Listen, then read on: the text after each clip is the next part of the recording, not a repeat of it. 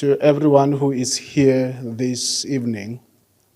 It is a great privilege to be part of this wonderful occasion where we are to experience Prof. Ma, and also where we are to be encouraged by what she has accomplished thus far. May the Lord of grace bless us. May we read a few verses from the Bible before we pray.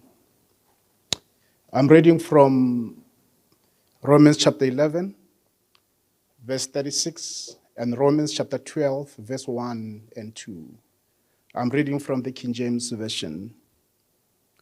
For of him, and through him, and to him are all things, to whom be glory forever. Amen. I beseech you, therefore, brethren, by the mercies of God, that you present your bodies living sacrifice, holy, acceptable unto God, which is your reasonable service. And be not conformed to this world, but be ye transformed by the renewing of your mind, that ye may prove what is that good and acceptable and perfect will of God. I just want to highlight a few things from this passage that we have read this evening. In the passage we read, there are 3 challenges and 3 reasons why we should glorify God. And that's what I want to focus on for a few minutes. 3 challenges why we should glorify God. According to the text that we have read that is written by Apostle Paul, he was writing for the church in Rome, writing to share with them how to be right with God or how to have a right standing with God at that particular time. And as I will be highlighting these 3 challenges, the first challenge that we are going to look at is we are challenged to present our bodies to God. Present our bodies to God as living sacrifices, holy and acceptable unto him. What does that mean? This means we need to offer our whole being to honor and glorify God. God expects every living being to give his body to him. Presenting our bodies to God as living sacrifice carries the idea of total commitment and devotion to God. God expects devotion from living people. God expects all to set their bodies apart for his own glory. God wants his people to set their lives or their bodies apart. It means to separate their bodies from evil to serve God. You separate yourself from evil and you give the parts of your body to honor and glorify God.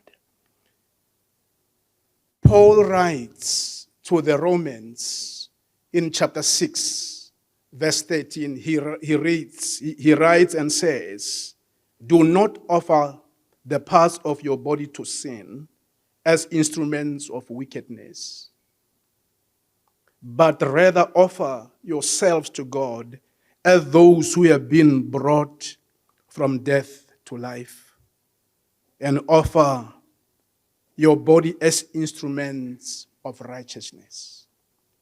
We live in a corrupt, fallen world, broken lives, and God wants his people to commit themselves to him and serve him totally. The second challenge is do not conform to the pattern of this world. We are challenged not to allow this world to squeeze us into its corrupt mold. This is what God challenges us to do. If we are going to glorify God, we need to make a decision to despise evil, to make a decision to refuse to be influenced by the principles, that do not help us to be who we were made to be. Because any corrupt thing will delay you to become the best that you were born to be. Because every one of us is here to mark the world and impact the world with something. But if we get involved in things that corrupt us and defile us and contaminate us, even the light that people saw from us will grow dim, because they will no more see the good that we have done and the great things that we have done. Now they will begin to look at those little spots of evil that we got ourselves involved in. Therefore, please, do not allow this world to squeeze you into its corruption. Don't allow those things to do that. Refuse to yield the various parts of your body to worldliness, such as greed, selfishness, expediency, filthy language, sexual immorality, and corruption, revenge, and planning to bring others down. It's not what's supposed to be found in us as the light of the world. For I believe, as an institution of education, we are the light. We bring light where there is darkness. We bring knowledge which enlightens people and make them better. But if we get ourselves involved and we allow the world to squeeze us and to mold us into that which we are not, we miss the mark. We live below who we are. We live below our standard, for we are called to be different. Be different. The third challenge that we find in this text is, be ye transformed by the renewing of your mind. What does it mean? It means this: align and yield your mind to God's way of thinking. Whenever God thinks about you, he doesn't think evil. He does not think how he may bring you down. He thinks peace. He thinks prosperity. He wants to lift you up and make you a great person that you were born to be. Whenever God thinks about each one of us who are seated here, he thinks the best of us.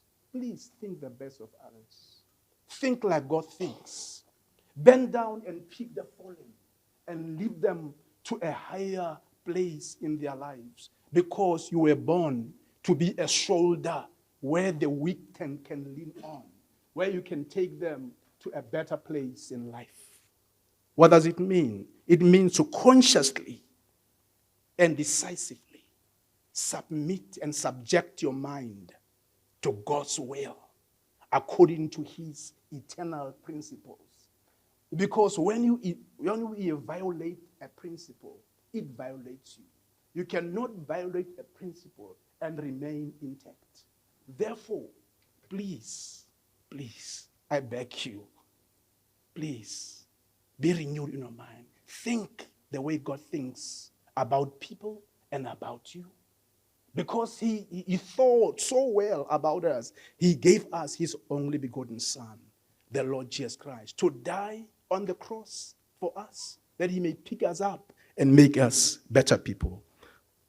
Because of time, let me go to the two reasons why we should glorify God. Number one, reason why we should glorify God. God created all things, and he created them out of nothing. When there was nothing, there was God. And God spoke these things to be that we see and that we don't see. We need to understand that the visible and invisible, they come from the hand of God, and they come from the breath of God. He breathed and they came into being. God created everything. The Bible tells us God is Alpha and Omega. He's the beginning and the end. There is nothing outside of God. And there will never be anything outside of God. So please, make sure that you recognize this Creator who created you and loved you so much. The second reason, because of time. Because of God's mercy. Because of His mercy. God, because of His mercies, He has given each one of us chances to start again. When we fall, He stands there by us. Because of His mercy, He sends people that you don't even know, and those that you knew and thought they would be there for you, and they will never be there. But God comes along and He brings people to pick you up. Therefore, please, don't be like the Israelites. The Israelites, after they conquered Jericho, they thought they did it in their own power, in their strength. And after they conquered the place, they forgot who gave them ability to conquer. And they proceeded without going back to God to inquire what God is saying about. And they were defeated by a small village called Ai. When they went to spy Ai, when they came back, they said, it is just a small village. Send 300 men. And those men were killed because they were foolish. They put God outside of their plans. And it is of great importance that as you progress in life, don't forget God. Don't forget God. You might think it's because you are determined. You might think it is because you are wise. I think you have observed in the world the most wisest people baking in the streets. Some of them you went to school with, but when you look at them, because some of them decided, I am wise, I'm intelligent, I don't need this God, and I can do it without Him. Psalms 53 verse 1 and Psalms 14 verse 1 says, a fool says in his heart, there is no God. A fool denies God. He depends in his own strength. The Bible says, cursed is a man who trusts the arm of the flesh. Anyone who trusts his strength, the Bible says he's cursed. You know what does it mean? You are cursed. It means you are castrated. Your ability to produce is taken away from you. May the Lord of grace and mercy be with you all. May God's hand rest upon you. May His face shine upon you and make you the people that you are meant to be. You have touched lives. You have blessed people. Please do not dim the light. Do not cause the light to grow dim. Continue to walk as God planned your lives. May the Lord of grace bless you. Let me pray. Gracious Father, in the mighty name of Jesus, here are your people. We are grateful for the opportunity that you gave us. May the blood of your Son, Christ, be upon us as we sit here this evening. We are grateful that you have allowed us to come. Bless this occasion. Bless it beyond this day. May everyone who came to this occasion live with your grace and mercy and with your love and your goodness. In Christ's mighty name, Lord, we have prayed. Amen. Thank you so much.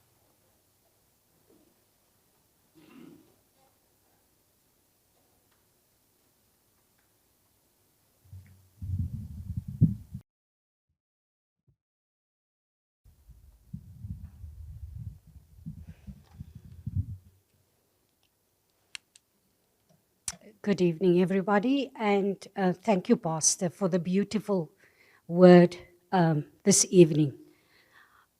Colleagues, it's my privilege to do the official welcoming on this occasion. So, good evening, goeienaand, tepane monate.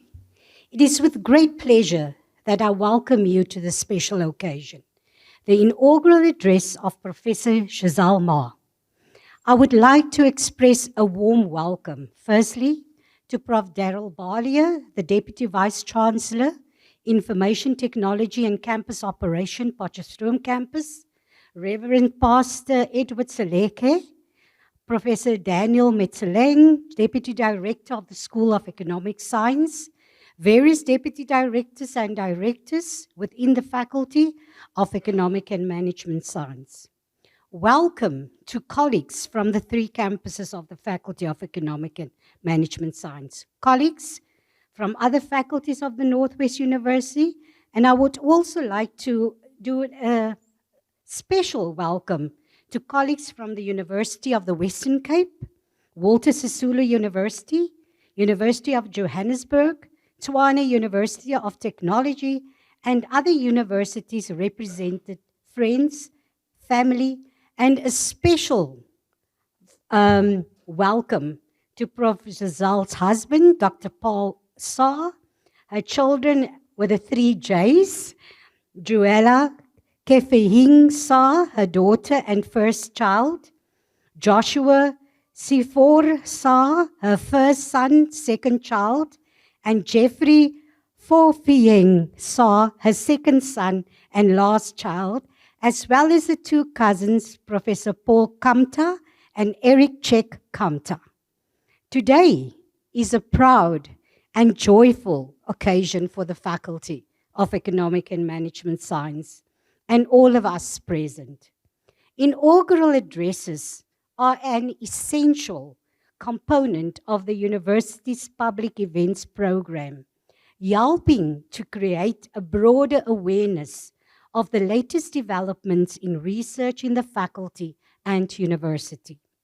It also provides the platform for a university to showcase its academics, introduce them to the academic and non-academic community of the university, and allow engagement with the public. The faculty is also proud and allows the induction of these candidates to answer for herself regarding her position and contribution to a chosen subject field. The Faculty of Economic and Management Science is privileged to have 5 staff members presenting inaugural addresses this year in various disciplines. And I think, Prof. Ma, if I'm not mistaken, you're the last in the row. Professor Gisele, you can celebrate a significant personal milestone with family, with friends, previous and current colleagues. This inaugural address allows the university to recognize and showcase your academic achievements. Tonight, you will share your research interest with your colleagues within the faculty and also with the broader community.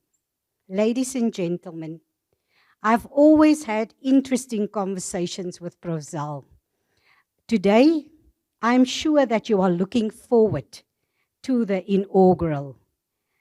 The sustainability of sovereign debt in South Africa, is debt good or bad? At this point, I would request Prof. Daniel Metzeleng, the Deputy Director of the School of Economic Science, to introduce Prof. Gisele Ma. Thank you.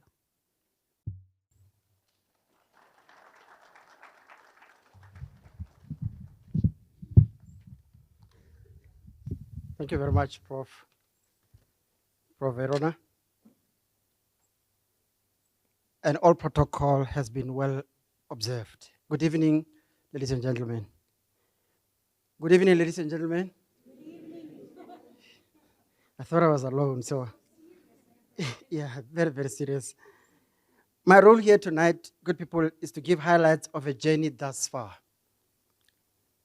My role is simply to tell how she made it thus far to the pinnacle of her career. And she'll further expand on how she made it possible, the simplest, easy way. Pastor, I thought I should steal from the book of the big book, the book. 1 verse or 2. I know Gisele is a Christian, so she will not be offended if I do so. Luke 5, verse 1 and 2. One day, as Jesus was standing by the lake of Gennesaret, The people were just crowding around him and listening to the word of God. The second verse says, he saw at the water's edge 2 boats left there by the fishermen. The key to my message, who were washing their nets. Who were washing their nets. When I looked at Prof. Ma's journey, the failed trip to the UK, because every day we look at the what you call abroad, overseas, as the place to be. Prof. Ma never washed the nets. In football language, whenever a team gets knocked out of a tournament, we say they washed their jersey as a sign of having given up, of having not proceeded with the tournament. She did not wash her net. She continued as the Lord told her, like he did with Simon Peters, that go unto the deep waters and catch. He says, Master, for you say so. I'm sorry, I'm getting into the mood. I will comply. And they went and caught large sum of fish to an extent of signaling the other boat to come and do likewise. She did not wash the net. Gisele Ma was born into the family of the late Mr. Boniface Chifo and Miss Vivian Alimbo Chifo on the 9th January 1984. Can I repeat that? On the 9th of January 1984. Not so long ago, I was introducing the one who was born 1982. And that for me is a big achievement. 1984. That deserves a round of applause. In Mbu village in the northwest region of Cameroon. She's the first child out of 6 and devoted Christians. She attended the government bilingual primary school in Bofosan, Cameroon, and obtained her GCE ordinary level certificate in 2001. She proceeded to start Light College, Nkwen, Cameroon, where she obtained her advanced level in 2003. Gisele enrolled at the University of Bio, Cameroon, in 2003 and graduated in 2006 with a Bachelor of Science in Economics. I think the 2003 also marks another milestone, but listen as I go down. She later moved to South Africa for her postgraduate studies in 2011. She was awarded a BCom honors degree in economics with distinction in April 2012, and Master of Commerce in economics with distinction again in April 2013, and a doctoral degree in economics in October 2015 at the Noordwes-universiteit in the Faculty of Economic and Management Sciences, in quick succession. She started working as an intern at the Rural Investment Credit Bafosam, Cameroon, a financial institution, from July 2005 to October 2006, a very short stint. After completing her degree, she was employed as a public relations officer from October 2006 to July 2007 in RIC. She was sent to open a new branch where she later became a branch manager from July 2007 to August 2009. She was promoted to be the regional manager in RIC in September 2006 before she left to further her studies in the United Kingdom. She could not further her studies because of circumstances beyond her control. Therefore, she returned to Cameroon. She later moved to South Africa and became a graduate assistant in 2011. From a regional manager to a graduate assistant. In 2013, she was facilitator at Technikon College in Danville, Mafeking. She was appointed as a lecturer in economics from February 2013 to December 2017. To December 2015. Promoted to senior lecturer from January 2016 to December 2017. And promoted to associate professor from January 2018 to December 2022. A promotion to full professor from January 2023. Very quick succession. Gisele is a productive scholar. Her research interest is in public economics, macroeconomics, development economics, and applied econometrics. After obtaining her PhD in October 2015, she successfully supervised to completion 5 doctoral students at the Northwest-University. She also successfully supervised 10 master's students at the Northwest-University. Gisele is currently supervising 9 PhD students, including 2 staff members in the Department of Economics and the School of Economic Sciences. She has successfully mentored a number of staff members in the department. She has published more than 28 articles in accredited journals, 2 book chapters. She has presented more than 11 papers in local and international conferences. Gisele has a 247 Google citation and an H index of 7.6. She was also the guest editor of the Journal of Reviews and Global Economics, where she handled the submissions, appointment of reviewers, and finalized the publication of the special issue in 2019. That is one of the prestige in academia. She was associate editor of the Journal of Advances in Management Sciences and Information Systems and reviewer for several journals in her field.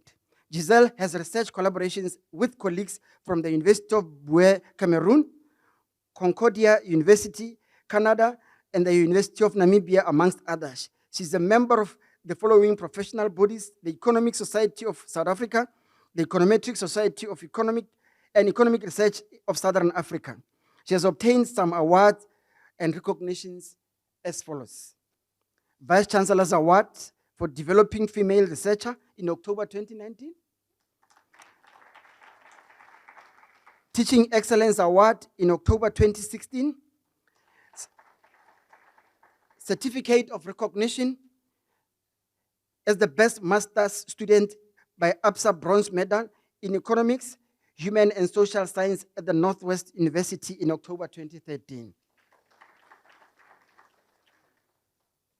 The Dean's Merit for obtaining the first place Master of Commerce in Economics at Mafikeng campus in 2013. And lastly, the Dean's Merit for obtaining first place Honors Bachelor of Commerce in Economics at the Mafikeng campus in 2012 May. She has been the program leader of the Department of Economics since 1st May 2022. She acted as a program leader from 1st June 2021 until 30th April 2022. She has acted as a deputy director, School of Economic Sciences, for a few weeks in 2021 and 2023. She has been the chairperson of the Economics Colloquium for all 3 campuses from 1st February 2021 to December 2022. She has been the scientific committee's core member in the School of Economic Sciences from January 2020. In addition, she is a faculty high degrees committee member starting from 1st June 2021. She has also been a member of the postgraduate selection committee in the economics department from 2019 to date. She met the love of her life, Dr. Paul Saar, in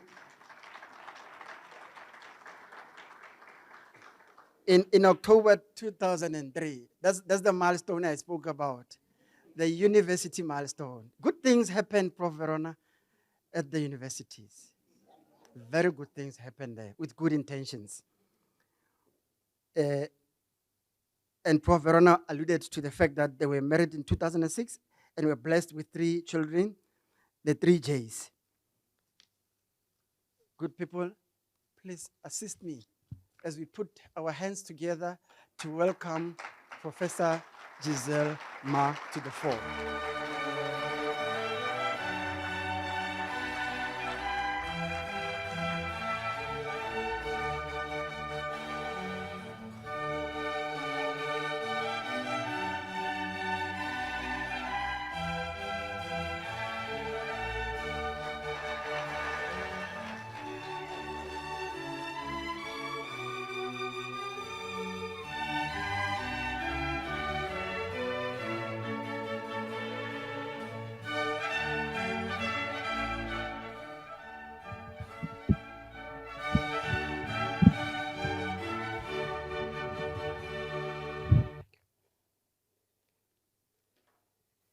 the Vice Chancellor, Prof. Tobeka Bismarck, in absentia, the Deputy Vice Chancellor, Information Technology and Campus Operation, Purchase from Campus, Professor Daria Balia, and other Deputy Vice Chancellor in absentia, that is Prof. Linda Duplicit, Prof. Jeffrey, and Prof. Baffo.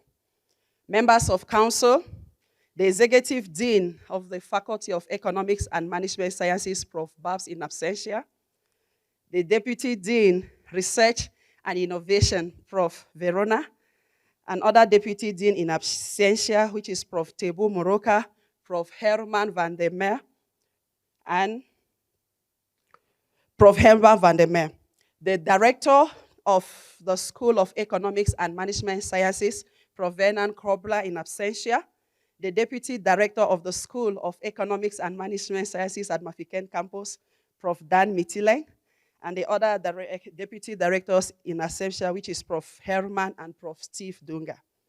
Colleagues of the Department of Economics, School of Economics and Management Sciences, Nordwes-Universiteit, and other universities.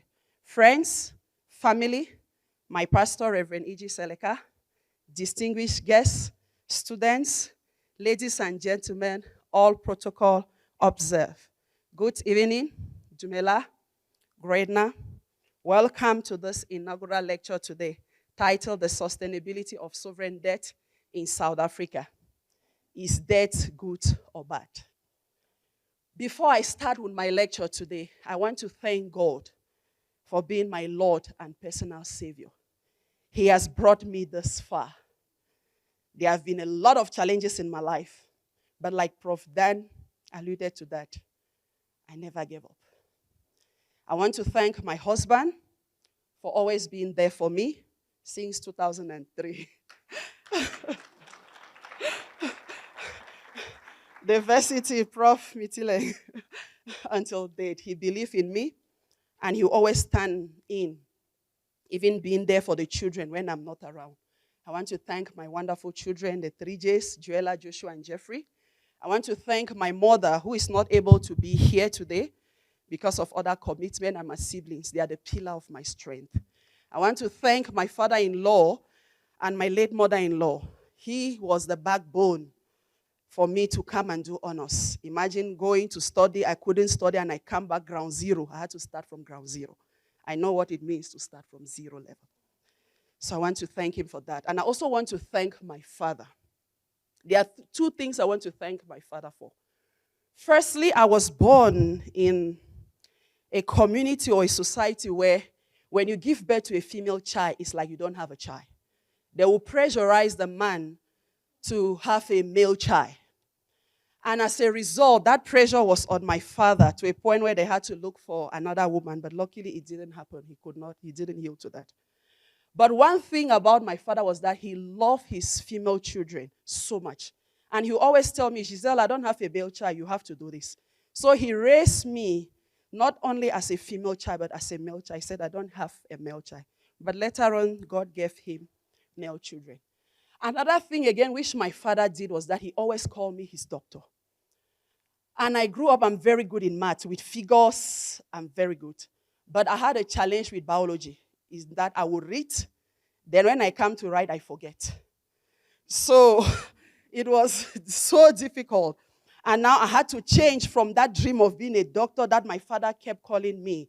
I had to go and apply to do accounting. But I don't know how the application process went to. I have a helper, a destiny helper always in my life who always comes in. He came and reapplied. You'll know him later. And I just found I was admitted to do economics. I did economics. When I had my degree, my father kept calling me my doctor. And I'm wondering, is it because he's not educated? Why is he calling me doctor? So, but I didn't understand. I only understood that in 2012 when he passed on.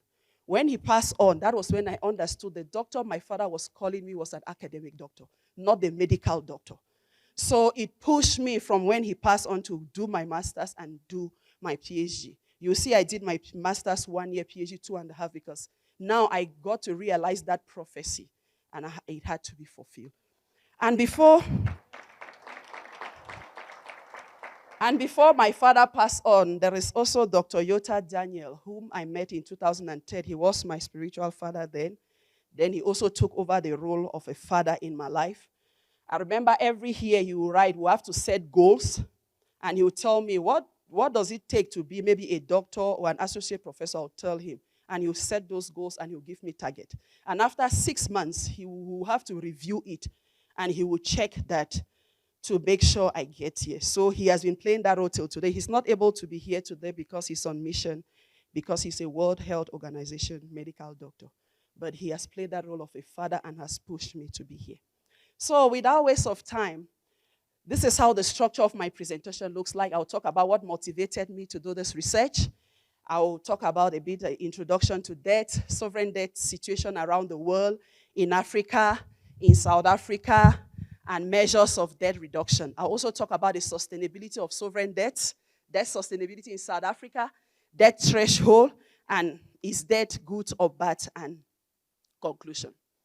In 2005, what motivated me was that in 2005, when I was doing my third year, we were taught about the highly indebted poor country, which was launched by then in 1996 by the IMF and the World Bank. And the aim of this initiative was that they wanted to ensure that poor, in quotes, as you see I put in quote, countries which face unmanageable debt burden could be able to come out of that. And by 2005, when I was doing my third year, the multilateral debt relief initiative now was implemented to accelerate the sustainability of the development goal. So many economics during that period had to talk about the highly indebted poor countries.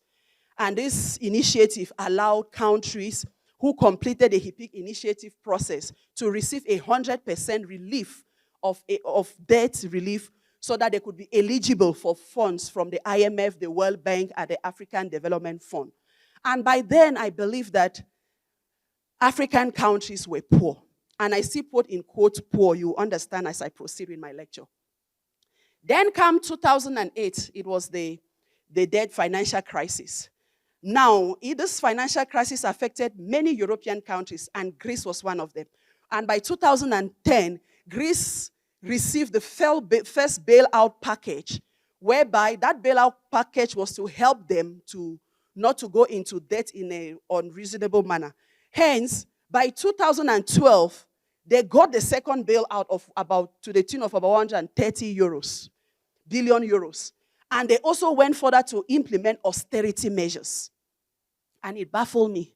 This same European country that called African countries poor, and now the one experiencing a lot of debt, rising debts, they are unable even to pay their debts, and they are busy implementing austerity measure. When we talk about austerity measure, it's when expenses are cut down while taxes are being raised.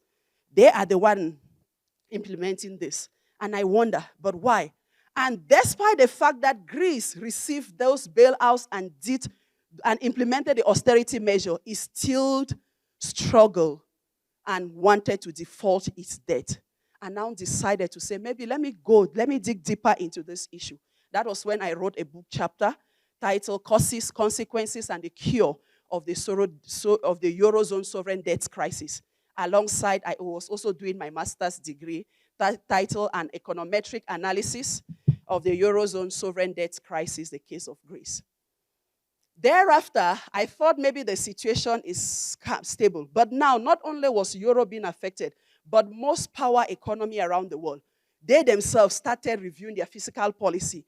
US, for example, had to reduce and have a deficit target or a primary deficit target of 1.7% of GDP. And that was in 2013. So most of them now started to tighten their fiscal policy so that the debt situation should not be severe. I then decided to explore further why the reduction in expenditure and increase in tax. And that is what led me, I did my PhD title, Sovereign Debt and Fiscal Consolidation in the United States of America and Greece, a comparative approach. And since then, my research has focused more on debt situation in Africa and South Africa in particular. But what I've realized over the years is that sovereign debt problem can affect any country, either developing or developed countries. Given the role played by the New Development Bank, the World Bank, the IMF, which is the International Monetary Fund, and many international organizations, the credibility of a country's monetary authority is very important. And that credibility is being determined by the capacity of that authority to be able to service its debt payment, or for them not to be able to default or to restructure their debt. So that is how it is measured. And when we talk about debt, as you look at that picture, you could see when you talk about debt, it involves a lot of things. You have debtors, creditors, interest rate, finance, institution, and a lot more. So, but what is debt? Debt is an obligation. It's money that someone owes you and it has to be paid. And this debt could be owed by an individual, an institution, or a country. But the focus of today's lecture is on sovereign debt, which is the debt of a country. But before I proceed, let me have some few definitions so that you follow me. When we talk about sovereign debt, it is the amount of money that a country has borrowed. And a country borrows by issuing bonds and treasury bills. And when you talk, also you hear of domestic debt. Is the debt which the government borrow from within the country. Why foreign debt is debt borrowed from other government or other foreign investors or lenders. Then also you hear we'll talk about debt service. It is the amount of interest that is paid on the debt that is borrowed. Austerity measure, as I mentioned, is also a situation where there is a cut in expenditure and an increase in taxation. And most of the time it is being implemented during an economic situation or condition. Debt crisis is when you see economic and financial situation problems in an economy. And when we talk about debt sustainability, it is an obligation which a country has to make and make sure that they do not have accumulated arrears. The last one is debt threshold. That threshold is that limit of what a government can borrow. And when it goes beyond the limit, the debt becomes detrimental to the growth of that country. So, with that noted, sovereign debt, when you hear the word sovereign debt, is the same as government debt, is the same as public debt, is the same as central debt. It's the same thing. And this sovereign debt or government debt or public debt is related also to a country's interest rate and how these obligations are being paid off. And that is why you see that there are several agencies that will always have to check the credibility of a country, to always assess, and they'll tell you, no, this country is creditworthy or not because of certain measures, the way they pay their debt. And for this, and also, there are countries also who have the good debt. After they have assessed the country's debt and the interest payment and how they manage the debt, they'll be able to say, okay, this country is a good country, is credible. And most stable economy, which have economic stability and political stability, are viewed as having a better creditworthiness. And because of the good creditworthiness of that country, it allows them to borrow more and at a favorable rate. Hence, the interest rate is not that much as a country which is not as such. So when we look at the IMF and the World Bank, they also develop a framework for sustainability to make sure countries, even though they borrow, should remain within a certain level of sustainability. I want us to look at debt situation around the world. When you look at sovereign debt comes as a result of a deficit. When we talk about deficit, it is the situation where the expenditure of that country is more than the revenue. So, and because expenditure is more than the revenue, most of these countries now tend to borrow in order to meet up the expenses. And there has been an ongoing debate about government debt. Is it good in financing infrastructure or consumption spending? But when you look at the COVID-19, it made most governments around the world to borrow. In the past, in 1996, there was this growth and stability pact that was established, whereby they said deficit should not be more than 30% and debt should not be more than 60%. That is debt to GDP ratio. But with the COVID-19, as you see what the statistics I'll show you, many countries went into debt, both developed and underdeveloped countries. So let's go to that figure. I hope you can see the figure. You see on the vertical axis, these are the countries. And on the horizontal axis, it is the debt, the central debt as a percentage of GDP. And when you look here, ironically, remember I started to say they said African countries were poor because they had a high debt. And they were tagged poor countries, highly indebted poor countries. But when you look at the debt to GDP ratio, when you look at US, it has it above the 100% of debt to GDP ratio. Look at Iceland, is above that. Belgium, France, Spain, United Kingdom. Greece is 200%, more beyond the 200% of debt to GDP ratio. Croatia is the worst. It goes to 600% of debt to GDP ratio. And on the same picture, as you see, something is common. When you look, the yellow is in 2020. The COVID-19 in economics will talk about a shock. When something affects in an economy in a short period of time, which is what was unexpected, we say the shocks. And you could actually see the shocks of the COVID-19 here. You see it is the yellow. COVID-19 took place mid-2019, towards the end of 2019. And you could see that most government, you will conclude that every country went into debt, as you see. You see in Zambia, the yellow is 2020. Look at the yellow color. So most of the countries went into debt during the COVID-19 pandemic in order to cap that situation. And thereafter, because it was a shock, you could see that after 2020, 2021, most of them you could see a decrease because the COVID-19 was just a shock in that economy. And now you could see that decrease over the year. So, but there is an irony here. You see here, look at South Africa. The debt is somewhere around 60% of debt to GDP ratio. Look at most African countries, Malaysia, Mongolia. It is far below 60, 50% of debt to GDP ratio. And these are the same countries which were said were the highly indebted poor, that word poor countries. But now, look at another irony in the next graph. This is the interest payment on debt as an expense.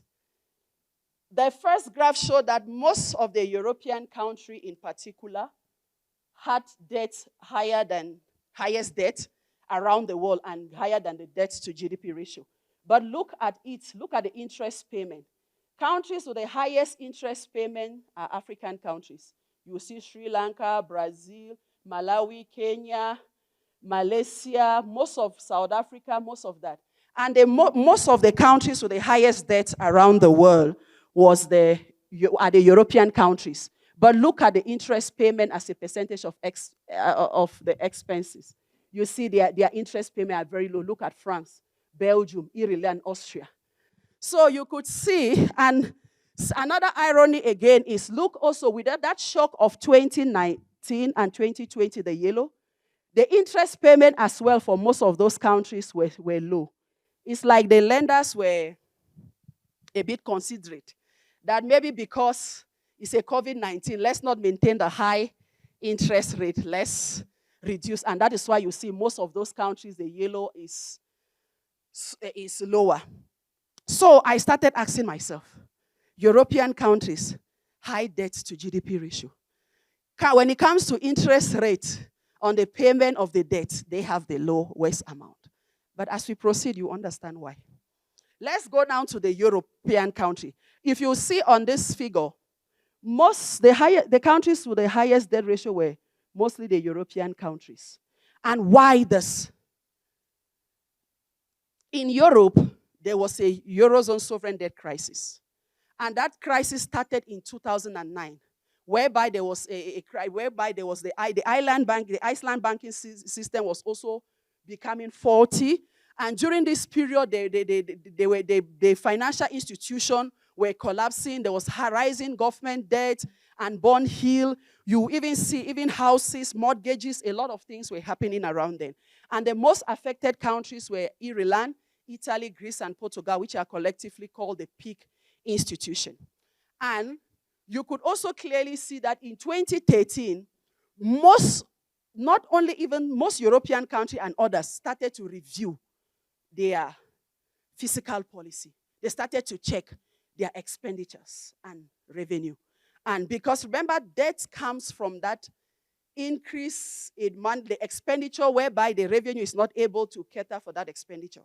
So now they started to check their fiscal policy. But the most prominent causes of the sovereign debt crisis was the rising government debt, trade imbalances, monetary policy flexibility, loss of confidence, and recession. This was what happened in Europe. Let's go to Africa. In Africa, the debt crisis instead started in the 1960s and 1970s. And if you remember, most African countries got independence in the 90s, in the 1960s. And they had to borrow money in order to be able to maintain the political and economic situation. But they could not honor their debt obligation. And because they could not honor the debt obligation, in the 1970s, the Paris and London Club initiative was formed, whereby the lender now agreed to say, these countries who cannot pay this debt, let create an initiative to help them. And that is where the highly indebted poor country HIPIC initiative started. And it was endorsed by the IMF and the World Bank. And the intention for this was just to establish some conditions of debt relief, whereby they could be able to pay their debt and not go beyond certain expectation. But still, there was a struggle. And in 1999, there was the introduction of the Colony Debt Initiative, whereby this initiative provided a faster, a broader, and a deeper debt relief. And most of these HIPIC countries which were termed poor, in quote, had to try to implement such and be able to meet some of these obligations. And some receive approximately £130 by then, about 70% of them. And within 3 years, most of those nations under that HIPIC initiative expanded to 38 countries, and 6 of them fulfilled those conditions and got relief from both initiatives. And also 20 others were added to that. But nevertheless, it is understandable that every economy needs debt, and it also has the performance of an economy does affect. But there is an author, Rogoff and Rehan and Rogoff, 2010. They try to categorize debt in a certain regime. To say when debt is, say, below 30% of GDP, you say it's low debt. Medium term, between 30 and 60, you talk about the low medium. And when it is 60 and 90 is a high medium. But when debt is above 90%, you talk about high debt. But you could see from the graph above that most African countries are even in the low or the low medium or the high medium, but not the high debt level. So let's look at the case of South Africa as well, which is our focus for today. When you look at South Africa, the fiscal policy decision in South Africa, for them to determine those policies, they need to look, it is the government who is in charge. They look at the government expenditure, the taxation, the borrowing, and what this is used for. And South Africa deficit is the main cause of the debt. And this is because the expenditure which the money which they spend, they don't have enough revenue to meet up, and hence the deficit, the debt in South Africa is more as a result of the deficit. And it is written by Kalodikwe and Ma that increase in that budget commitment to different sectors requires the government to have enough revenue in order to ensure that there is no deficit in the budget. But historically, you see in South Africa that expenditure has been increasing over the years more than the revenue. We'll go that. But also, there is another issue before I take you to the deficits graph, whereby because the debt is increasing. Remember when be it the foreign nation or whosoever, they don't borrow money for free. You pay an interest rate. But the terms could be favorable or not favorable. You pay an interest rate. And looking at the case of South Africa, the debt service, when debts are high, it means the debt service as well will be high. And when it is high, what does it mean? Expenditure also increases. And it has an effect on the economy because that money which could have been used to produce or to do other things is now used to pay off some of the debt interest rate. And as you could see from the National Treasury statistics, you could gradually see 2008, 2009, you could gradually see that debt, the interest payment is constantly increasing. And despite the fact that in 2020, the term of interest rate, it was lower, but you could see that much amount went for the public debt interest rate service. And those debt arises because of this. Look at this graph. You could see the percentage of the national government expenditure as a percentage of GDP here, from 0 to 35% of GDP. And here is a period. Over the years, this green line is the revenue, is the revenue. The blue is the expenditure. And you clearly see that over the years, the revenue has always been more than, the expenditure, has always been more than the revenue. Hence, the government over the years has been spending more than what they get. And you could also see the effect of the shock of COVID-19 in 2020. The revenue dropped drastically, while the expenditure increased drastically. And because it was a shock, after that situation is now gradually moving together. And this is the effect. You can clearly see that deficit as such. Over the years, this is the national government deficit as a percentage of GDP. And you could clearly see in 2020, you see it went up to 9.5% of deficit. Remember I said in the stability path that the maximum should be 3%. But now we are at 9.5% of GDP. And this is why you see the high debt in South Africa. But this COVID pandemic, like I mentioned, it affected every other country, not only South Africa, but most countries in the world. But the 2019 pandemic worsened the expenditure situation in South Africa. And you will see also that in South Africa, the debt rate was around 56% in 2019. But the COVID-19, you could see that sharp rise to 68%, more than 12% of increase in that debt. And this raised concern among different role players in the economy as to ask, is this debt good?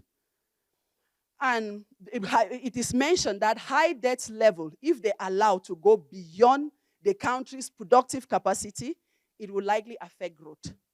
And that is where you see that a lot of discussion and concerns have been raised about the fact that is this debt, is it good, is it acceptable, what is happening? But before we go to analyze the debt situation, let's look at the various types of debt in South Africa. So looking at the graph, you see this is the national government debt as a percentage of GDP. You see in South Africa, we are just around the 71, but we are still within the medium-high level. And this is the foreign debt in South Africa. The foreign debt is a bit stable over the years, and you could see the highest is around 8% of the GDP of the country. The South Africa debt is mostly domestic. This green line is the domestic debt. And the orange, I don't know the color you see, is the total public debt of government debt. But you could see that the domestic debt is closely related to the public debt. To say there has been almost a constant amount of foreign debt which the South African government borrows, but the domestic debt, if the government takes more debt, the debt is more from the domestic debt and not foreign. And that is why you see, and you see during the global financial crisis in 2008, you could see a sharp fall and where the country reduced the debt. But with the global financial crisis in 2000 and the aftermath, debt started increasing till today, as you see on that graph. So the debt in South Africa is more domestic, as I explained, and not foreign.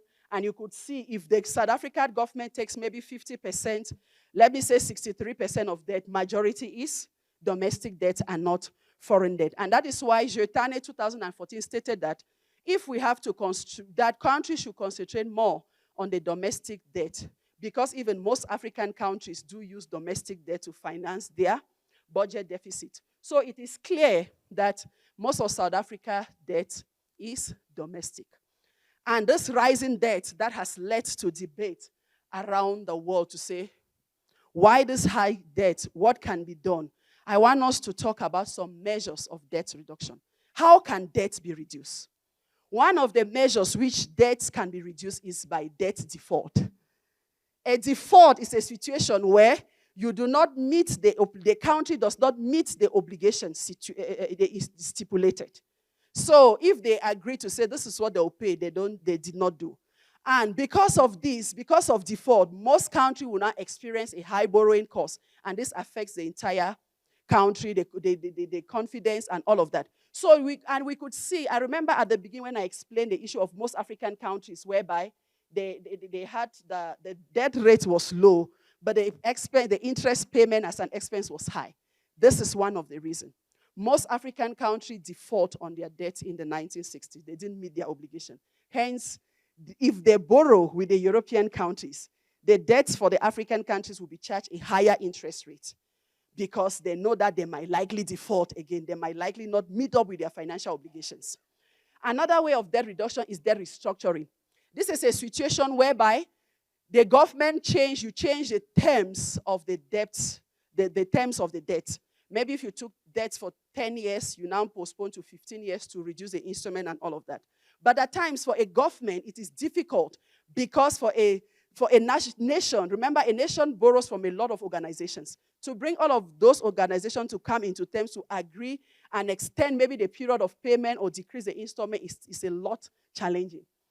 But for a country like South Africa, what could be used to reduce debt could be inflation. And this inflationary debt reduction is a situation whereby you say money should be created and used by the creditor to pay their debt service, for government to use for their expenses, health, education, and all the like. But there are even new theories like the modern monetary theory, which is now common, whereby they are saying that whereby they are proposing that government should actually create money, an unlimited amount, and use it for public spending. But the challenge with this is that even though it could be done in a country like South Africa where the debt is mostly domestic, but the challenge is that it will be high inflation in that country. And when inflation is high, we all know the effect of inflation. It affects the poor, it reduces savings, and it causes more inflation. It becomes something out of the range. While South Africa government, one of their macroeconomic policy is to have a fixed inflation target. Hence, this measure, even though it is good for countries whose debts are mostly domestic, it cannot be used. Another measure for debt reduction is financial repression. And this measure also is good when the debt is more domestic. So these two are good for South Africa. And when we talk about financial repression, we are talking about the implementation of government policies whereby the funds are channeled into coffers from deregulated environment. According to Rehan and Rogoff 2012, this could be a situation where instead for the government to go and borrow from the banks or other funds, they could rather go and borrow from pension funds. They should rather go and borrow from domestic banks or the cap and interest rate, or they have a regulation on cross-border movement of capital, and also tightening the connection between government and the bank. So these are some of the measures that could be used. The other two measures also, which most economies do use, is growth. And according to Nelson 2013, an expansionary fiscal policy and monetary policy can be used to stimulate growth. And when these policies are used, even though at a certain stage, debt will increase, but later on the debt will decrease and the interest rate as well. But some of these also will need some structural implementation. And when that is done, structural reforms that should be implemented, and when that is done, it will increase the growth of that country. And when the country grows, obviously you will see the debt rate reducing. And that is why you see the European countries and the US, despite the high debt level, when you look at it as a percentage to GDP, they are fine. And irrespective of the amount, they have a lot of growth that can cover and cater for the interest payment. The last measure of debt reduction is fiscal consolidation, which is mostly used. And according to Amotaye et al. 2012, this involves a situation where there is a reduction in government spending and an increase in taxes. And when this happens, you see interest rate being high and also substantial fiscal adjustment, like I've just mentioned. And each measure of debt reduction has got its effects. It has both the positive and the negative. It just depends on the government of that country, which one is best, which policy are they focusing on. Then they will choose which of these to implement. And this led us to the discussion of sustainability. Because of this challenge of which measure to implement to reduce debt, it leads us to debt sustainability. Debt sustainability, as defined by Giotani 2014, is a way of ensuring that the government should not spend up to out of an amount which is supposed to spend. Hence, they target the long term, and that should be done in the long term. Why March 2003 defined debt sustainability as the country being able to service its debt without building on protracted arrears. The IMF also defined it to say it's a condition whereby the borrower can pay off its debt without making any excess future correction. Then we say in that situation, debt is sustainability. It's sustainable. And sustainability is linked to solvency. When debt is sustainable, we talk about solvency. And it's a country's ability to be able to service its debt in the long run. So when a country has got adequate revenue to meet its obligation, then we don't even have issue of insolvency because they have the money. The revenue is more to take care of the expenses and others. Hence, we'll not talk about solvency. But where the challenge comes is when the revenue is not much. Hence, they are struggling. The solvency crisis comes as well as the liquidity. There are theories about debt sustainability, but I'll talk about one today, which is the intertemporal budget constraint. The intertemporal budget constraint is a situation whereby the government spending should be within the fund that is available for a period of time.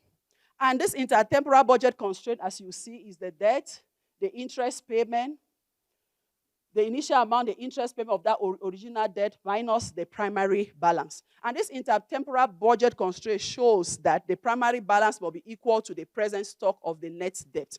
And government should back that by the expected cash flow. This was agreed by Bonnie's side, that where he mentioned that the net nuisance of debt is equal to the interest payment minus the balance and the seniorage. But Bonnie in 2004 disagreed and said this is just a constraint which is imposed on the debtors. And Bond 2005 went further to introduce a model-based sustainability, whereby it generalizes the intertemporal budget constraint to a wall of uncertainty. And it assumed that the creditor is an optimizing agent so that the government does not have to have a negative debt in the long run. So there are studies, as you see on the board, that were done for South Africa in particular. You see March 2003. And these studies were done for South Africa for different periods and years. Some use quarterly, while others use annual data. And different techniques, analytical techniques were used. But the conclusion was that all of them are saying the same thing. Debt is sustainable in South Africa. So we can clearly conclude now that debt is sustainable in South Africa. And also, one thing you should take note of, that debt in South Africa is mostly domestic. And because it's mostly domestic, we don't have much burden on the sustainability issue because it's within the country. It could be managed. Also, another advantage that South Africa has about debt is the fact that they have a lot of foreign reserve in terms of gold. And the Reserve Bank of South Africa, which is their monetary policy institution, is well managed, such that it can be able to control certain macroeconomic shocks and situations. So because the Reserve Bank of South Africa, which is the monetary policy, is far good in terms of the management of the macroeconomic policies, hence, people should not focus more on the debt, but believe also in the institution that manages these policies. And that is where you see from literature, what becomes new and current is no longer sustainability of debt, but now debt, is it sustainable to a certain threshold? Because obviously it's sustainable. And when we talk about threshold, as I mentioned, it's a specific limit, whereby if debt goes beyond that limit, it becomes detrimental to the economy of that country. And as defined by Tran 2018, this threshold, some countries will say fiscal limit, debt ceiling, is that maximum amount of debt that the government is willing to incur. And this debt threshold is always expressed as a percentage of GDP, the gross domestic product of a country. When that ratio, and this ratio of the debt threshold ratio, it helps us, when you look at that debt threshold ratio, you are able to know, okay, can this country be able to service its debt? And it helps us to say, no, can we go beyond? Or if we go beyond, the debt is detrimental. It means any debt incurred has a negative effect on the economy and not a positive one. And most sovereign countries have their debt threshold. The debt threshold of South Africa is not as the same for Zimbabwe or Cameroon. Each country, based on what they have their specific debt threshold. And crossing this threshold has got certain consequences, whereby the government will be forced now to either cut on expenditure or increase taxes and all the like. And different countries can choose the threshold they do want for the economy. But the IMF, which and other international financial institutions and World Bank, they often provide guidance and recommendation to find a sustainable level and a debt threshold. And when the debt threshold is low, it means it is affecting that country. Because look at the case of the COVID-19. If, let's say, we had, as a country, a debt threshold of, say, 50% of debt to GDP, with a COVID-19, we'll be limited not to borrow. And you can obviously envisage the impact. What if money was not pumped into the country to handle that situation? What the effect would have been on the country? So hence, when estimating this threshold, it should not be too low. And also, it should not be too high. Because on the part, when it's too high, or it doesn't even exist, it will make the country to borrow and even borrow without use, borrow more excessive, and it might go out of control. So this goes to say the determination of the appropriate debt threshold is very important. And this could be done by looking at the debt to GDP ratio, revenue generation capacity, can it generate more revenue, the economic growth as prospect, the potential risks as well. Hence, all of these should be considered when doing debt sustainability. So public debt threshold. What is wrong? Okay, sorry, thank you. So when you look at the public debt threshold in South Africa, I went further to estimate the public debt threshold in South Africa, and you see, I did for the total debt. You see this GD is the government debt. You see the threshold is 43.299. For the domestic debt is 41, and for the foreign debt is 3.5. Any debt amount above this means it has a negative effect on the economy. But if it is below, then the effect on the economy is not that negative. Now the question comes with debt threshold. Is this debt good or bad? And that was a question which we had. Public debt is vital for the development of a country. And government must have to spend to develop the country and pave way for a better future. Hence, the answer as to debt is good or bad would depend on certain situations. The first one is economic development. If debt is used to finance critical infrastructural projects, promote industrial development, invest in education, health, technology, and initiative that will stimulate growth and development, then that debt is good. But if it is used on the contrary, then that debt is bad, because now it will have a negative effect on the economy. Debt also is good if it is used to stabilize short-term macroeconomic fluctuation, the current case of the COVID-19, whereby the government could quickly borrow money, as you saw on the graph, and be able to solve and mitigate what was going on. In that case, debt is good because the impact or the effect of that debt bear more fruit as compared to if that debt was not taken. So with this, in the crisis situation, if the government takes debt, debt is good. But also, the effect of that debt also would depend on the fiscal multiplier, the output effect of the additional expenditure and tax. So on the output effect, that is when we'll see. Another point to conclude if debt is good or bad is the debt repayment capacity. When we check the capacity to generate revenue of a country and manage its debt obligation, if they can generate more revenue and manage, then the debt is good. Because when they take that debt and they use it, the government debt, and they use it effectively and efficiently, it produces more fruit, whereby from what is generated, they are able to pay off the interest, which is an expense, and still have much more. But if that debt repayment capacity is not good, there is a problem. And that is why you see the European countries, most of them do have high debt level. And if they still go to the IMF and the World Bank, they will still be given much debt because they have that debt capacity, the payment capacity. Another aspect also is sustainability. When debt is sustainable, that is good. As long as you could pay your interest, pay the installment, and what is required as a government, debt is good. But if it's not sustainable, it's a disaster. Hence, in that case, you do not need to have debt. Another point is the threshold. Debt is good within a certain threshold. Above a certain threshold, debt is bad. So if you've reached your threshold, you go beyond, the debt becomes detrimental. And I'm talking about government debt, not personal debt.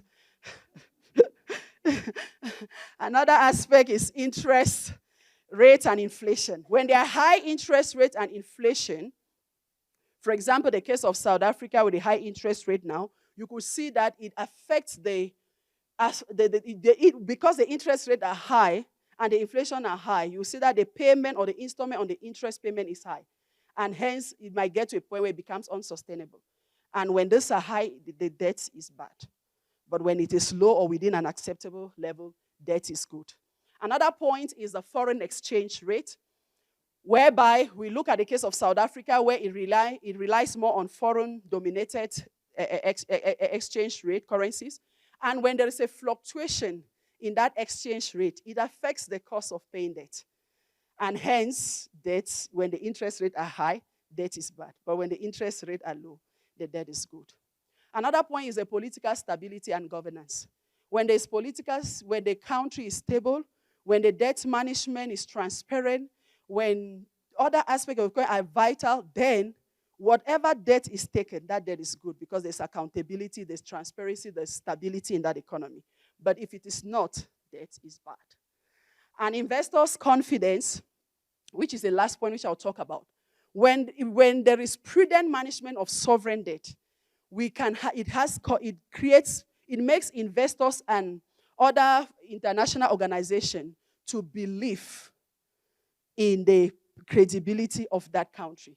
So the confidence of investors affect the debt. That is why you see the interest payment on the debt, even though African countries do have low debt, but you see that interest payment as an expense is higher than the European countries because they are afraid that maybe we might not pay. And because they don't have that confidence in certain African countries, it makes them to charge higher interest rates as compared to other countries. Mr. Deputy Vice Chancellor, I'll conclude by saying, Africa and South Africa is not the only country that do have high debt. As we saw, many European countries currently around the world do have the highest debt as compared to many countries around the world. And the name poor in the highly indebted poor country is not true because a country having a debt level at that time should not be tagged poor because like we've seen, Croatia, Greece, they are having debt above 200, 600% of debt to GDP ratio. Hence, let me stop there. South Africa has a significant amount of reserve in the form of gold. And also, the monetary policy management system by the South African Reserve Bank is good. Hence, we should be at peace and encourage people to believe in the South Africa Reserve Bank, how they manage this aspect, because they are good. Debt in South Africa is mostly domestic. Also, most used measures of debt reduction is restructuring, like we mentioned, default, inflation, economic growth, financial repression, and fiscal consolidation. Even though debt in South Africa is 71%, it is sustainable and it is within the acceptable debt threshold level. And we could clearly see South Africa is 71 now, but it's within the medium-high debt. It's not yet a high debt. And the question of is debt good or bad? It depends on how it is managed, the purpose for which it is used, and the overall economic context. No country can do without some amount of debt, particularly when the debt is well managed and is used for investment that benefits the country and its citizens. Mr. Deputy Vice Chancellor, looking at the growth of South Africa of 0.8% per annum is quite low and below the population growth rate of 3%. And hence, looking also at the issue of load shedding, like we keep seeing, the unstable electricity supply and other logistic and corruption, there is need to start rethinking about debt. But the debt should be used for prudent investment combined with a responsible debt management practices and fiscal policy. And to achieve that, it is a long-term financial stability. It needs a long-term financial goal to be done. However, over-reliance on debt without a clear plan of how that debt will be paid, of if that debt is sustainable or not, is detrimental to the economy of our country and the future generation. It is essential then to strike a balance between the sovereign debt and the way it is taken and the way it is used in the long run. And with this high debt, like I earlier mentioned, debt services becomes high, but hence, and the government expenditure. But based on the projection, like I earlier showed you on the National Treasury, you'll see that the interest rate will increase. Hence, the prudent fiscal policy is needed. Although it seems I've spoken a lot, my position is as follows. Sovereign debt is good for a country when it is sustainable, when it is within a specific debt threshold, when it is managed, and when it is used for developmental projects. A country like South Africa will continue to need sovereign debt in order to finance its budget deficit like we saw over the years. Expenditure is always higher than the revenue, so we'll always need debt as a country. And also the ESCOM, the government will always need to put money into ESCOM, Transnet, and finance development and corporate projects. I make this statement not to encourage debt, but rather to stir a thought process that may result in a new way of looking at debt, which is that debt sustainable? Has it reached the threshold? Is it good for that economy? Is it well managed? Then in that case, debt is good. And my statement is that according to Romans 13, verse 8, let no debt remain outstanding, except the continuing debt of loving one another, and whoever loves others has fulfilled the law.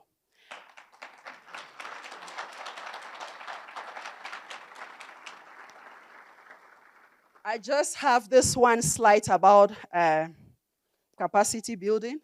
I've supervised 5 PhD students to completion and 10 masters. And the 2 students you see on the picture, they are here. That is Dr. Ivan Kalodikwe. He's there. The one whom you see me on the picture, there is Dr. Paul Modisani. She's there. The one you see on the picture. Others could not make it, and others are out of the country. I was a chief editor. I've also supervised more than 10 master students to completion. I was a chief editor of I was a guest editor of the Journal of Reviews and Global Economics, whereby I had sent out the call, look for reviewers, go through the processes, reject, accept the paper, and finally publish those accepted in a special issue. That was done in 2019. And I've published 28 articles. It's like I've gotten the secret now. So, Prof. Verona, get ready. She's my deputy dean research. I've also published in 2 books chapter, and attended 11 international conferences. I do enjoy math. That is why mathematical economics and econometrics is my best. It's figures. So I just want to thank the Almighty God who has been with me till this far. I want to thank Prof. Sonia Swanepoel, the Deputy Vice Chancellor, Community Engagement and Campus Operation at Mafikeng Campus. She was my dean previously when I was doing my master's. She will encourage us. She will come to the office. You need to agree, when will you finish? When are you submitting? So she pushed me as well. So I want to say special thanks to her. Special thanks goes to my colleague in the department, the economics department, Prof. Choga, Mr. Ebe, Mr. Lenoke, and all. Special thanks goes to the School of Economics and Management Sciences, the Faculty of Economics and Management Sciences as well, and the entire Northwest University. I'm so grateful for all that Northwest University has done for me. I also want to thank Cindy, Esti, Nambulelo, Esme, and all the others. I'm so grateful for all the support. I want to also thank my supervisor, Prof. Janine Mokodem Peterson. She could not be here because of other commitment. and late Prof. Mark Peterson, who is of late, Prof. Itumeleng Mongali. The three of them were my PhD promoter, but Prof. Mark passed on. So I just want to thank them. I want to thank also Prof. John Kumalo. He helped me during my honors. Those were the people who helped me in research, who started that work with me. And Mr. Tansy Marks at the University of Boyawe. Those were the first steps in research writing. I also want to thank Prof. Molem Sama. He was one of my lecturer and undergraduate level. He made me, it was his course that I failed, and I had to do it twice. And that was where I fell in love with economics. Till today, I love economics because of him. Special thanks goes to my mentor, Professor Tebogo Musikari. Prof. Musikari, I just want to thank you for your mentorship. Prof. Musikari is that one colleague, we have almost the same interests. He will be the one to go around, look for the new method, the new analytical techniques, and all of that, and the current issues. Then he will come and share with me. I will not waste time go. I will just focus on that which he has said. As I go deeper, and I become an expert there.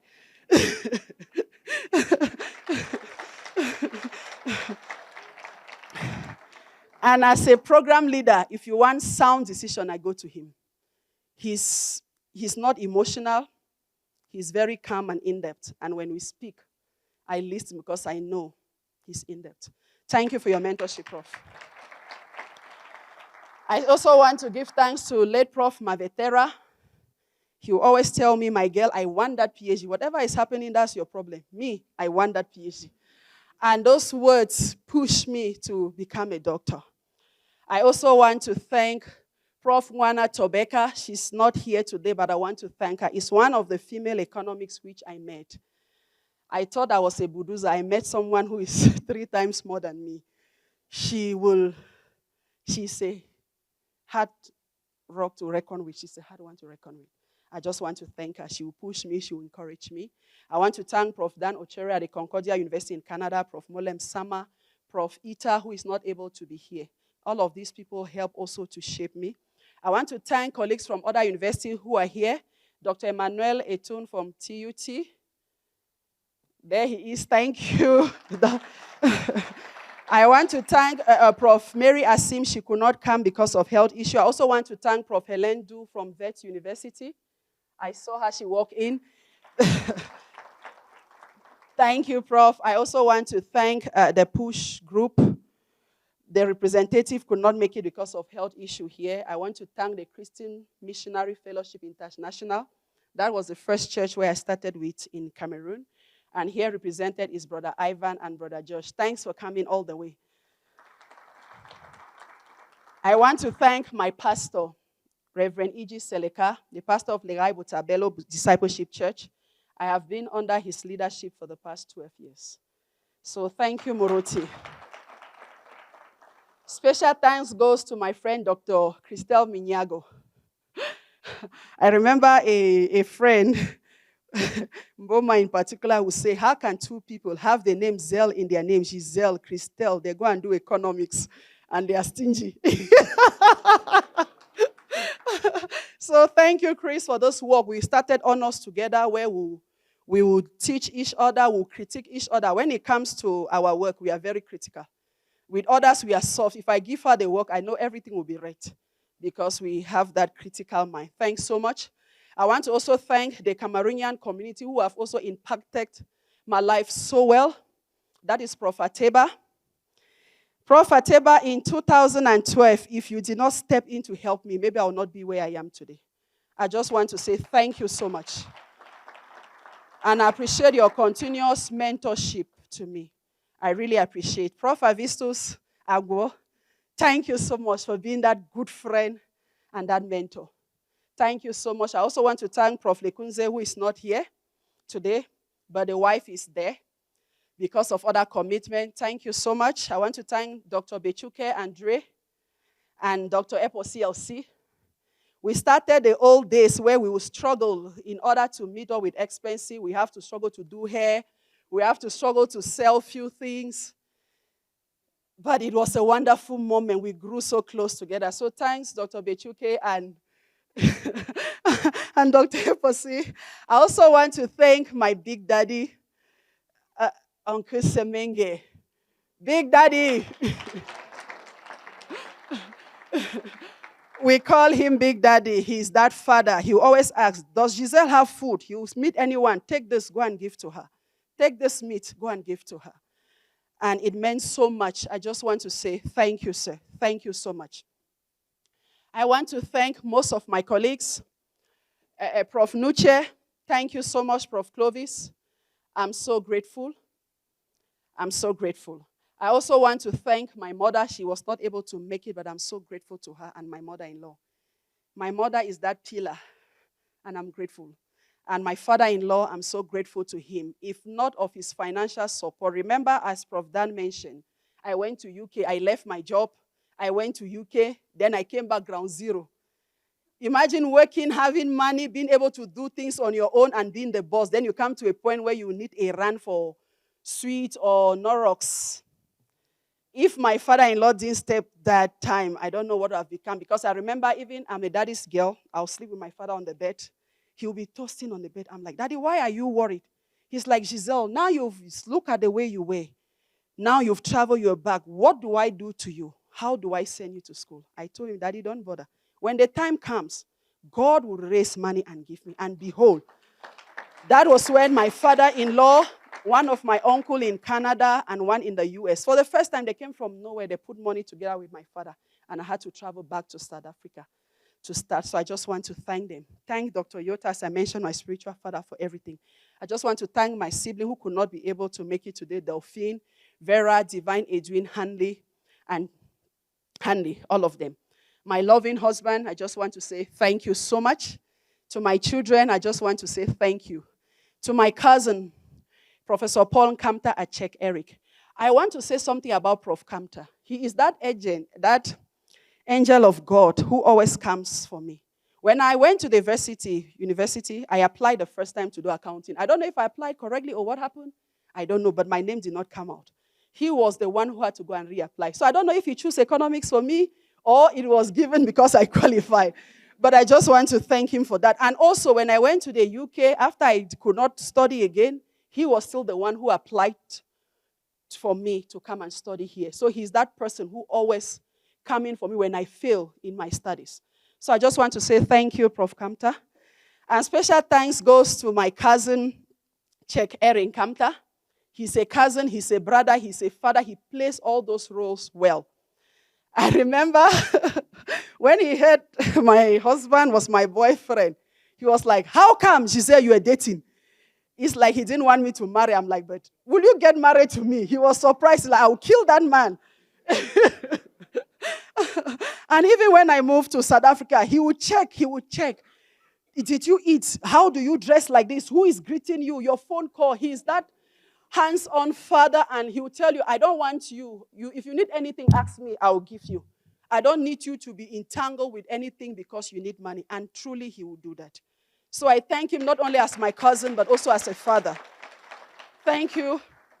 I want to thank my student, Dr. Ivan. He's a director in trade. It's a working day, but he's here. Thank you so much, Doc.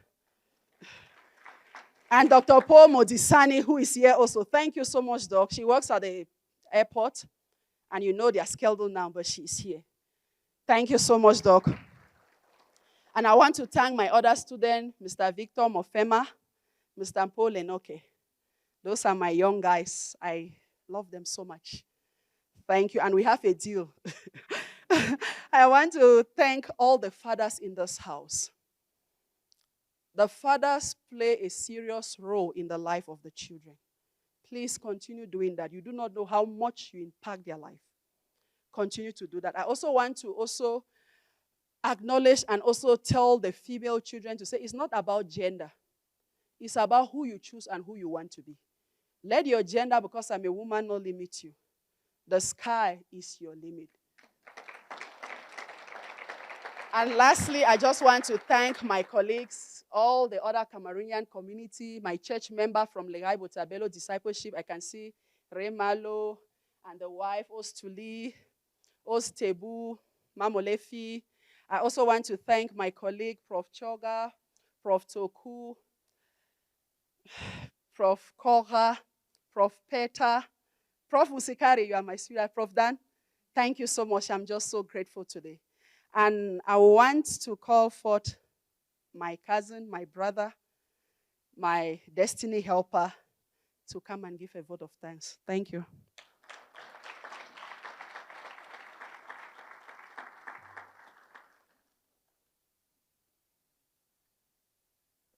Good evening, and congratulations, Ma, on this beautiful and wonderful talk that you've given us this evening. Let me start, Prof. Balia, by making a disclaimer. You see, I hear in some African cultures or traditions, if you're not well, you go for healing to a traditional healer. If he gives you medication and you say thank you, the medication will not work. So if you leave after listening to this lecture, if you leave this hall empty-headed, it is because we thanked Gisele and because we thanked the audience. So we just have to do this because it is on our program. It is one of the items. But please, if you want the message that you got from Gisele to stay in you, do not listen to the thanks, the word of thanks that we are going to make or give. So, Prof. Dan, I think Gisele mentioned the fact that the first time she applied to study at the University of Buea, her name did not appear. I think she cannot recollect or remember what happened. It's because she was so young at the time, and the father was so protective of her, and he did not want her to travel. So she sent the application by post, and given that the post office is not very organized in the country, so it got lost somewhere, and it never reached the University of Buea, so that is why she was never admitted. So she had to send the application to me, and when I went to the university to submit that application, she wanted to study mathematics. Prof. Nuche, Gisele would have been a colleague to you in the maths because she loved figures. But because she had no other choice and she relied on Paul Nkamta, the cousin, I had to choose for her. And I chose economics. That is why today she is your colleague, Irene, and not Prof. Nuche's colleague. Okay. So I think let me go to the vote of thanks. Probably I will do that vote of thanks in the order in which the items appear on the program. If you're mentioned last, please do not feel disturbed. It's not because you feel we are less valued. So let me start by thanking Prof. Seleka for opening these events with a word of prayer and ensuring, I think through your word of prayer, we felt very safe and secure. I knew that we were protected and nothing bad was going to happen to us. We also assured that throughout this event, there is no load shedding, there is no power cuts. It's because of your prayer. I want to thank Prof. Verona for the introduction. I was saddened by the fact that you mentioned that Gisele is the last to present this a lecture in FEMS, because this is the second lecture I'm attending in the space of 6 weeks. So I was looking forward to another lecture. So I hope that next year you will not forget to invite me again. I attended Irene's lecture in August. Today I am here for this lecture. I also want to thank Prof. Dan for doing the introduction. While we were doing the introduction, I was taking notes, and I said, no, I'm going to remind you or to say to you that there is something that Prof. Ma forgot to mention. Fortunately, she mentioned the fact that she was not admitted at the University of Buea for the first time, but it's after my intervention that she got admitted. So I think today, through your introduction of Gisele, we all know where she began and where she is today. Congratulations, Gisele, on this milestone. I want to thank Gisele for the lecture. I think when she came to South Africa a few weeks ago, let me not disclose when she came, she started with the honors. So given the fact that I took upon the responsibility to apply for her to come study, she's made me really proud that she came, she saw, she conquered, she's not disappointed. Congratulations on this milestone, and you've made us really, really proud. Prof. Balia, I want to thank you very much. We know your schedule is very busy, but we want to thank you for taking time off your busy schedule and to travel from Potchefstroom to Mahiken to come and grace this occasion. Thank you very much for your presence.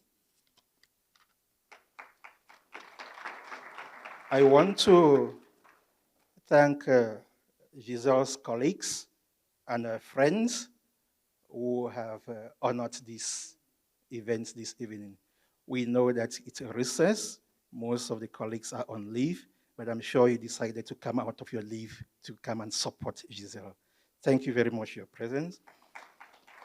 I think when we attend events or functions like this, we do not know the work that is done in the background. We want to thank the organizers.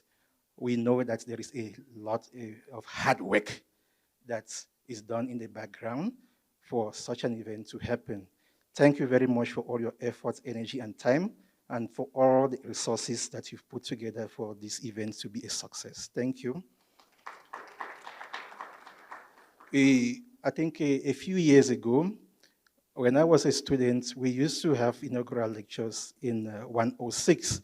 And I think I used to attend not because I wanted to get the message, but because I was assured that after the lecture, I was going to have a takeaway and a drink. So to the students who are here, thank you very much. If you don't get that, please don't despair. Know that there are other moments that you have a parcel someday. Last but not the least, Prof. Baya, please allow me to also thank the Cameroonians and the compatriots who are here. Not all of them are in academia.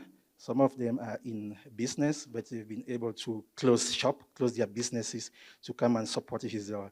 It's testimony. It testifies the fact that Gisele is not only in academia, she is a fervent Christian, she attends church, and she also has a social life because of the interaction that she has with the compatriots in Mahiken and beyond, and in other towns or cities of South Africa. That is why they've been able to leave everything that they're busy with to come and support her. Thank you very much, the compatriots who are here. On that note, we say thank you to all and enjoy the rest of the evening.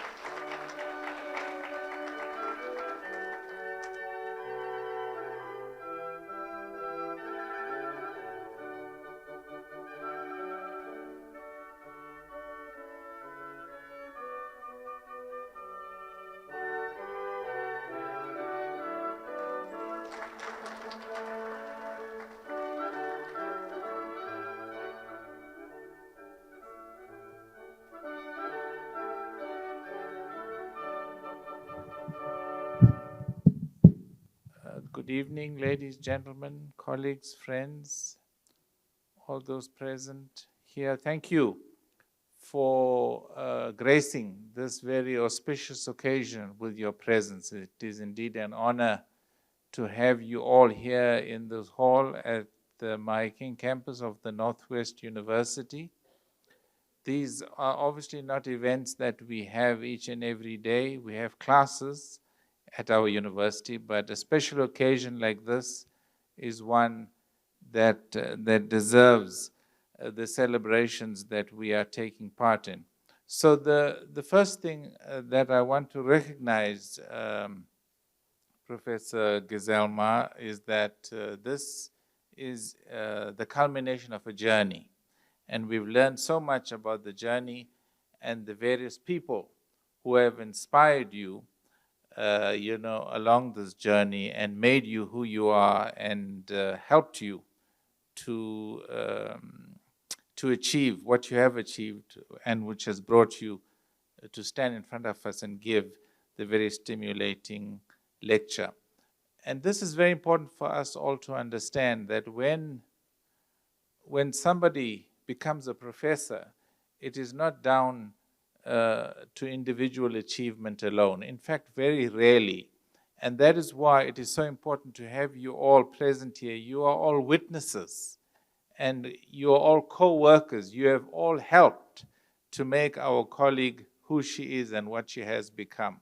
So the credit is equally to you, and especially to your family and friends and to all present who share the joy of the journey. I was just thinking, if God allows and I go to heaven, and I will look for you in the northwest part of heaven, because I see in Cameroon you were born in the northwest, you spent so much of your life there, and here in the northwest part of this country. So in the next life, it has to be in the northwest part. We have to reserve your space there. So, in as much as it is the culmination of a journey, it is the start of a new journey. Because today you have stood tall, we have all stood with you and celebrated your achievements, but we have now looked up to you. We are indebted to you, of course, for inspiring us.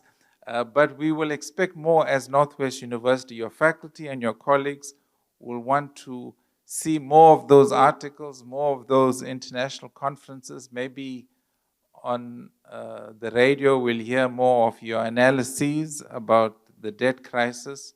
And thank you for the assurance you've given us here, those of us who live in this country and are citizens, about the economic state of our nation, because of all the load shedding and the reality of corruption around us and the lack of service delivery. Life can be very depressing.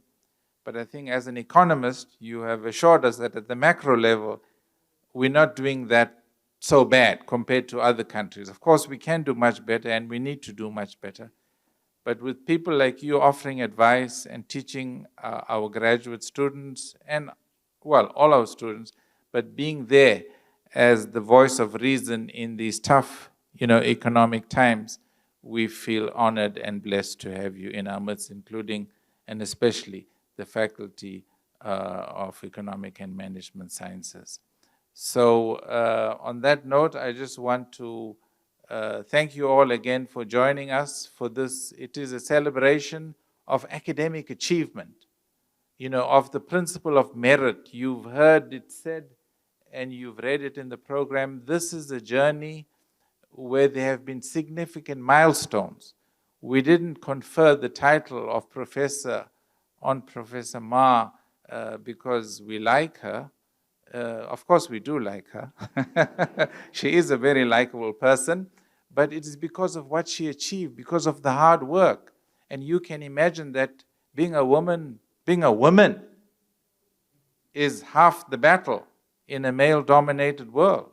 And then being a black woman, that is another layer of struggle that you have to fight against. And being an African black woman, how much more difficult is that? And then, but you've traversed all the barriers, you've been triumphant. And that is why this achievement, this celebration was so important for us. So because of all that was said and what you told us, there's nothing, much that's very original that I have to share with people.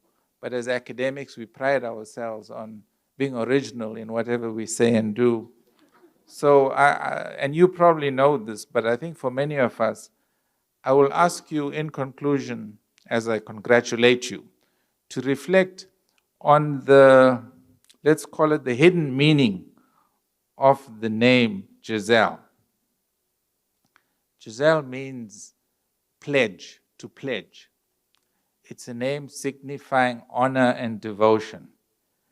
And from what I found on the internet, it says this name is a beautiful reminder of the love and devotion that a parent has for their child.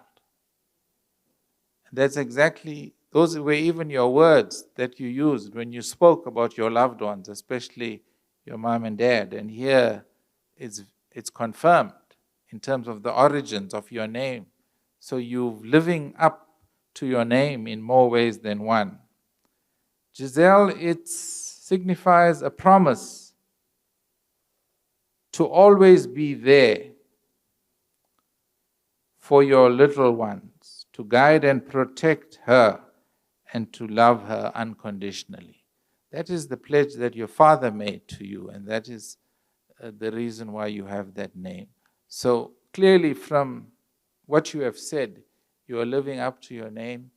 Northwest University is the chief beneficiary, the community here in My King, and may you grow from strength to strength in the work that you do. Thank you.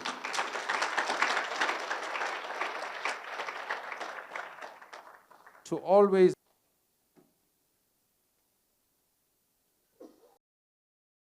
ones, to guide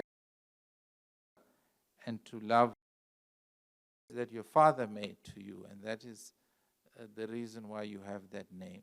So clearly from what you have said, you are living up to, you grow from strength to strength in the work that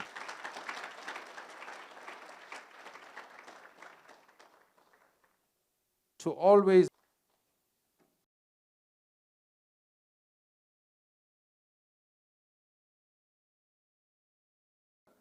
and to love that your father made to you, and that is the reason why you have. Clearly from what you have said, you grow from strength.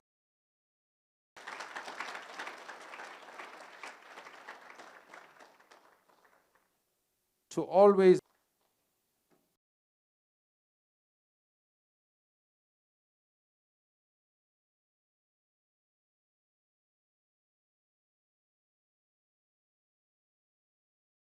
you, and that is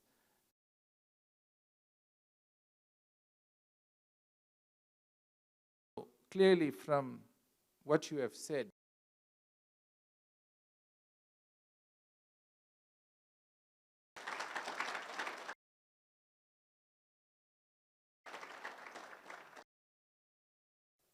To always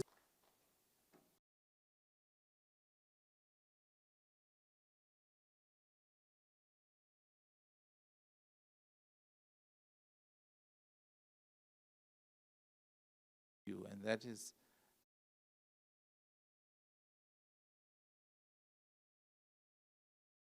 clearly from